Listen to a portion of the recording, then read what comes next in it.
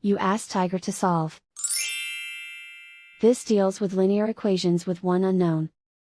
The final result is y equals 6. Let's solve it step by step. Group all constants on the right side of the equation. Subtract 4 from both sides.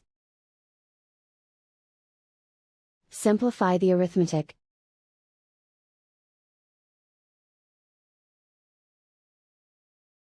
Isolate the y. Divide both sides by 3. Simplify the fraction. Find the greatest common factor of the numerator and denominator. Factor out and cancel the greatest common factor. And so the final result is y equals 6.